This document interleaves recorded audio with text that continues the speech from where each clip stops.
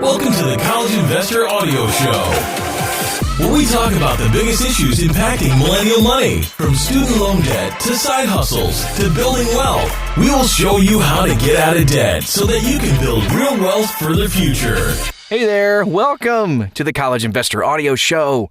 So good to have you here. Thank you so much for listening. Now today, we're taking a look at the best tax software for estates and trusts. Dealing with a deceased person's estate can be so complicated and stressful, but tax software can actually help you stay in compliance with minimal hassle. And this is what you need to know about taxes for estates and trusts. Here are the basics. If you had a parent or a spouse who died during the last tax year in 2019, you're likely required to file a tax return for that person. Well, this person's income that they received during their lifetime should be filed as part of a regular tax return. You can use any major tax software to handle the deceased person's income in their lifetime. But from the date of death onward, the income is attributed to the deceased's estate. Estates have to file an IRS form, 1041, if they earn more than $600 per year. The estate also has to generate K-1 forms for any beneficiaries of the estate. Now that means if a grandparent gives money to 3 children and 9 grandchildren, their estate will need to generate 12 unique K-1 forms. The beneficiary is expected to pay any relevant taxes on income that is reported on the K-1 form. It might seem weird to think of an estate earning income. After all, a deceased person isn't earning a paycheck. However, an estate could earn interest income from accounts or dividend income through stocks, that type of thing. It could also earn rental or maybe even royalty income.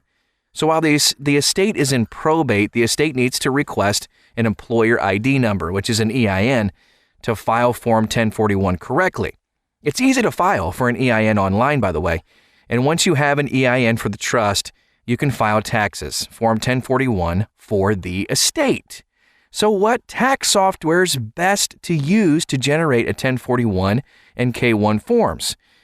If you're in charge of an estate, you'll need to generate a Form 1041 and K-1 forms for all beneficiaries. People in charge of a large estate will probably want to hire an accountant to help you generate all the necessary tax forms. Now, the accountant can also help you figure out methods of transferring funds in a tax-advantaged way. Huge benefit. However, if you're in charge of a relatively small estate, generating your own 1041 and K-1 forms could be worthwhile. And we could only find 2 software packages that allow you to file the 1041 and also issue the K-1 forms. H&R Block for small business supports the 1041, but not creating K-1 forms. So here are the 2. TaxAct, Estates and Trusts. It's around $110 for a federal and $50 for state. TurboTax Small Business is about $160 for federal and $50 for state as well. In terms of functionality, TaxAct for estates and trusts, a lot more focused than TurboTax Small Business, so it might be easier to use and a little bit cheaper too. So what tax form can you use to file a K-1 for an estate or trust? If you received a K-1 from an estate, you will need to file income from the K-1 on your return. This usually means upgrading to the premium version of a software. For ease of use, here are a few examples. TurboTax, TaxSlayer, and H&R Block consistently deliver amazing results. The lowest cost option that supports K-1 forms is FreeTax USA. It's just kind of hard to use that platform. While K-1 forms are tough to generate, they're usually very easy to handle using a typical tax software. That's it for today.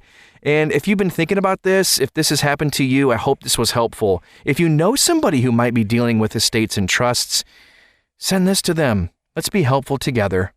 If you want to find out more about it, you can go to thecollegeinvestor.com. Thanks so much for being with us today, and we'll talk to you again very soon.